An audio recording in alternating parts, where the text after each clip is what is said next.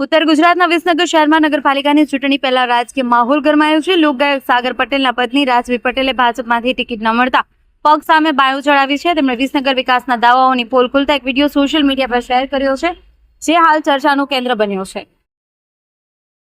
વિસનગર તાલુકાના વાલમ ગામમાં ઐતિહાસિક હાથીડા ઢાઢુ મહોત્સવની ભવ્ય ઉજવણી કરવામાં આવી છે. માતા સુલેશ્વરીના જયઘોષ સાથે ગામની સાંકડી ગલીઓમાં બળદો દોડ્યા અને રોમાંચક દ્રશ્યો સર્જાયા. આ પરંપરા જોવા માટે વિદેશમાં સ્થાયી થયેલા પરિવારો પણ ખાસ વતન આવ્યા.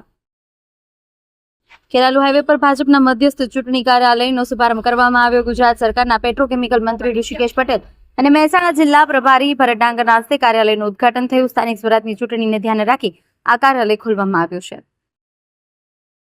છેલ્લા એક વર્ષથી ખોરંભે પડેલા શંખલપુર ડોડીવાડા રોડના 400 મીટરના સીસી રોડનું કામ ફરી શરૂ કરાયું છે. જોકે ડાયવર્ઝન આપી શકાય તેવી કોઈ જગ્યા ન હોય. 10 થી વધુ ગામોના લોકોને બહુચરાજી આવવા જવા માટે એંદલા થઈને આશરે 12 કિલોમીટરનો ફેરો મારવો પડે છે. વિસનગરમાં યુવા ક્ષત્રિય ઠાકોર સેના ગુજરાતમાં શહેર પ્રમુખ અમરસિંહ ઠાકોરે પોતાના જન્મદિવસની અનોખી રીતે ઉજવણી કરી છે. તેમણે ઉનાળાની શરૂઆતમાં પક્ષીઓ માટે પાણીની જરૂરિયાતને ધ્યાને રાખી 1000 થી વધુ માટીના કુંડાનું નિઃશુલ્ક વિતરણ કર્યું. આ કાર્યક્રમ શહેરના ચંદન પાર્ક વિસ્તારમાં યોજાયો હતો.